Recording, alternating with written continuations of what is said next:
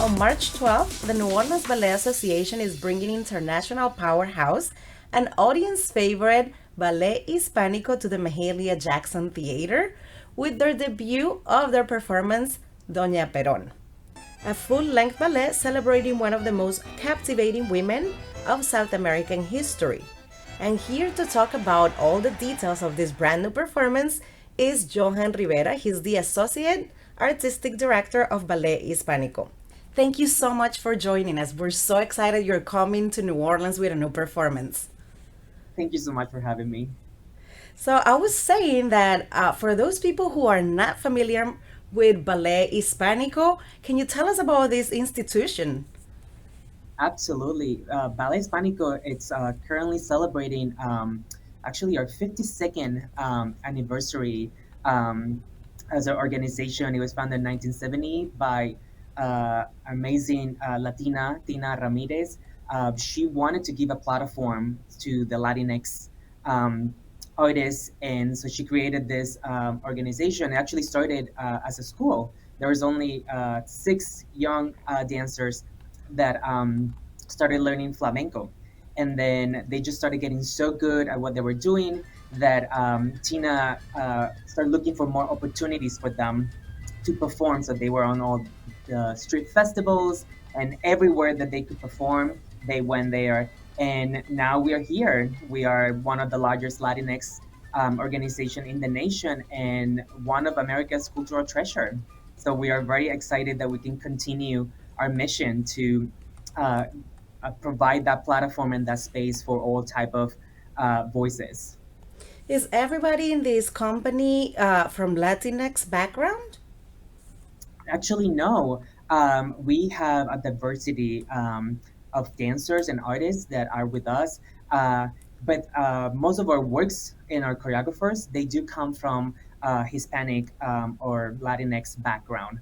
So I, yeah, which makes it a great platform for bringing arts in our community. And since you absolutely. mentioned the staff and the administration there, I want to know about you, Johan, because I know you are from Puerto Rico and that you have been very much part of the ballet world, but I want to know how you got into it and all your trajectory. Yes. Well, I was born and raised in Puerto Rico. I started my formal training there at the age of 15.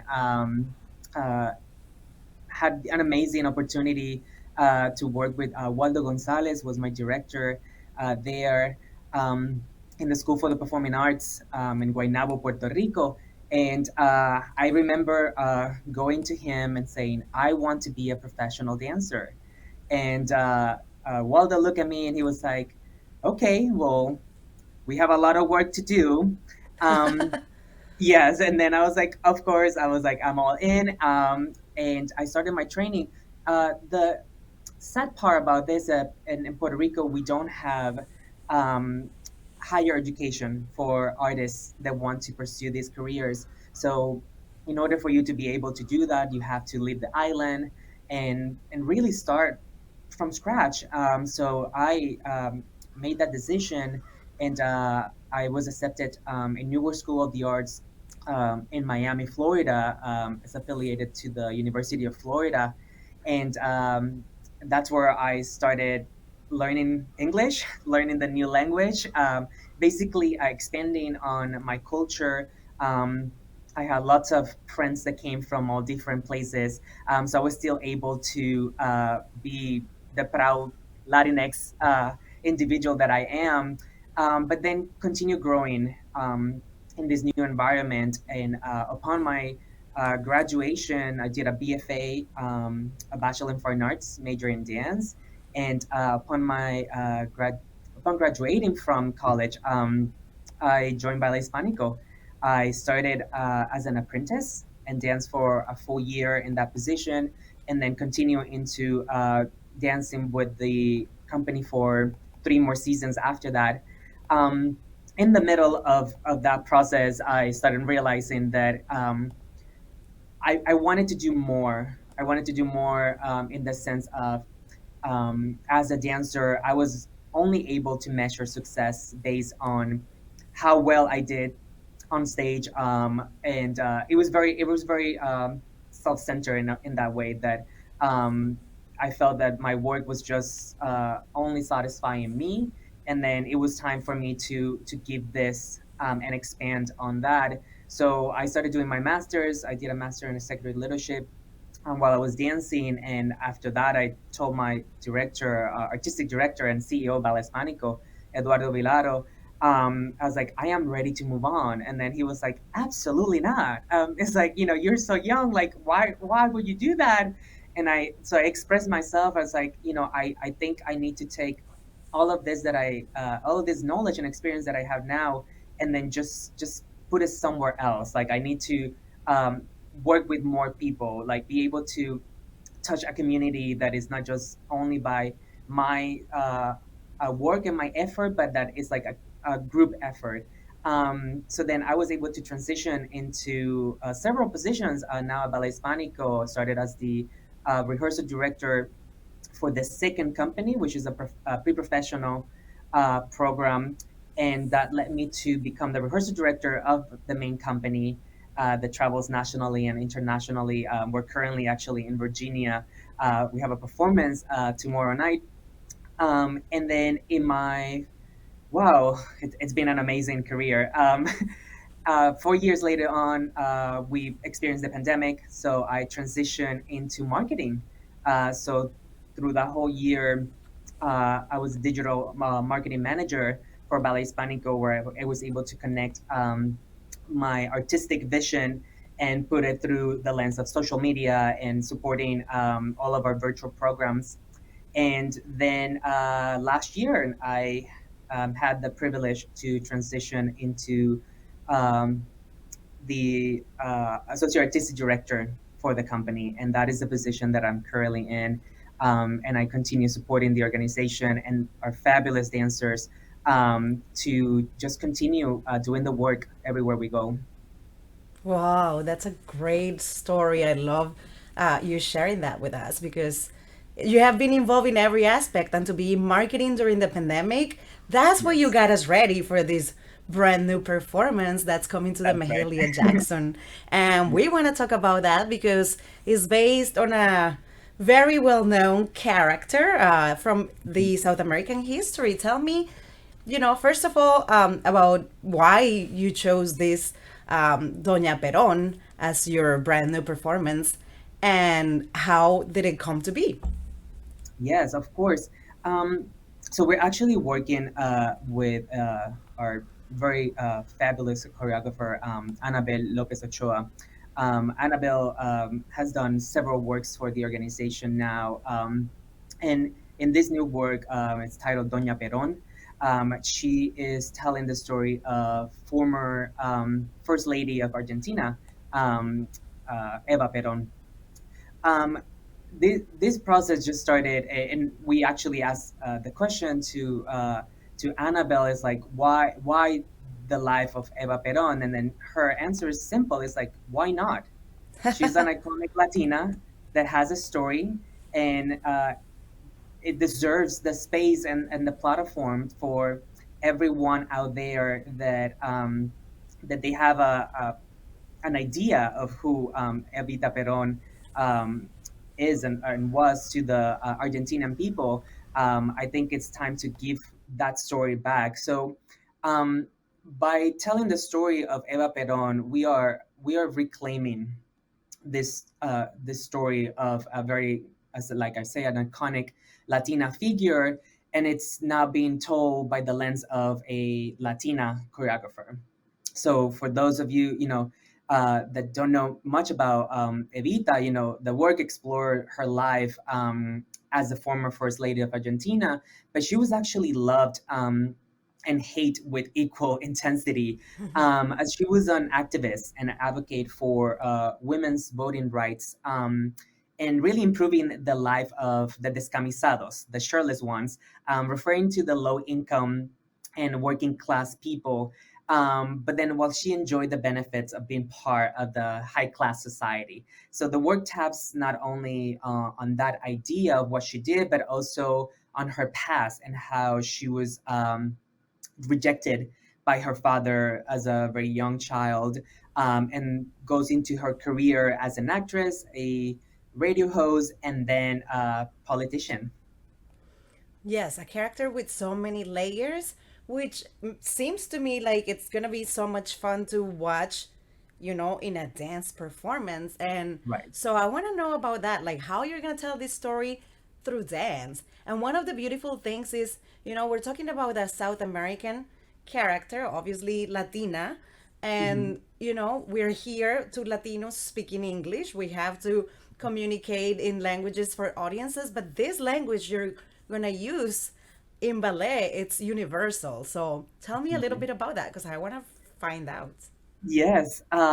So we have the amazing opportunity to not only work with the choreographer Anabel Lopez Ochoa, but to also work with a brilliant and talented group of individuals around the world to help us tell this story. So um, we actually started this process in the studio in September, but the process really started 2 or 3 years ago when the choreographer Annabelle started creating the script. So she actually worked very closely with an artistic collaborator and dramaturg, Nancy Meckler. Nancy and Annabelle wrote the script being used to tell the story to like a year ago, before the initiation of the project, and then 6 months after they revisited and wrote it again. So they want to make sure that the story is it's accurate, it has facts. Um, so then, as the choreographers, it's putting this information out there for the audience, but that they can also see past from what from the most important things that people remember from her life. So yeah, Nancy lives in the UK, but she actually had the opportunity to come and work with the dancers back in December in the studios in New York City. We also have amazing costume designer Mark Eric. He it's based in New York, and working with our team, they've been creating around 45 plus costumes for this performance. And they're all very unique and they're fabulous. We continue with original composition by composer Peter Salem. That he has done some amazing things, but he's primarily known for his music for Call the Midwife, the TV show in Netflix. So the music is absolutely beautiful, and we put all of this together as well with some amazing scenic designs by Christopher Atch. There will be a variety of props and uh, different elements that we're going to be using on stage, on the backdrop, on the floor, just to help support telling this story. And of course, last but definitely not least, we have some of the best dancers in the world.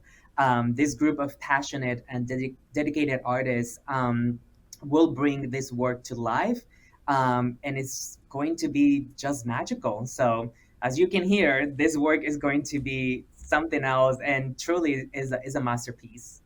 I'm sold, definitely. We'll see Where you where there where do then. the rehearsals take place if you have all these international artists coming Mhm. together? Yes, we have our headquarters are in New York City, where some of the work, the physical work, is being done. But the choreographer actually started doing this process virtually. Of Back in course. September, we had a week that it was all through Zoom. That's kind of like our new normal. Um, so we've been connecting with everyone around the world, through obviously through our digital world, and just continue sending information. The music is being composed in the UK as well, and then so it gets all the way to New York City. We use it, we give feedback back to the composer. He makes some changes, send it back to us. So that was like the process that we had for, yeah, basically the past 6 months. So the debut performance is here in our city of New Orleans, which makes us really lucky and excited. Hmm. And also, Also on March 12th at 8 p.m. at the Mahalia Jackson Theater, which is a jewel of this city. So, how early do you have to get to town to see the space and all of that? I'm just curious about the technicalities of that. Yes, the company will be there a week ahead of time. We also, part of our mission as well is that it's very important for us to have a connection with the communities wherever we go. So, aside from putting all of this together in a span of 1 week, we will be doing some outreach and some activities in our community. So that is all part of the experience. But our team will be flying, like I said, like a week ahead. We had a couple of days in the venue, and then all of the elements are coming in. Costumes will come in, the dancers, and yeah, and we are on stage on, as you mentioned, March 12th. And I have to say that this is a real treat for New Orleans because it's the first time that this work will go live on a stage. So you don't want to miss the opportunity to see it first. Absolutely, absolutely. What a treat, you know. We have just wrapped Mardi Gras, and this is like the next big event and beautiful It's a party because it's a continuous celebrating celebration. cultures. Absolutely. Well, I want to thank you so much for your time, for telling us all about this wonderful performance coming up, and of course about Ballet Hispánico. I know you're busy, you have performances, but we can't wait to see Doña Perón. I would just want to thank you so much for your time and for telling us all the details. Thank you so much for having me. Once again, this performance will debut on March 12th at 8 p.m. at the Mahalia Jackson Theater. And for more information and tickets, you can go to nobadance.com.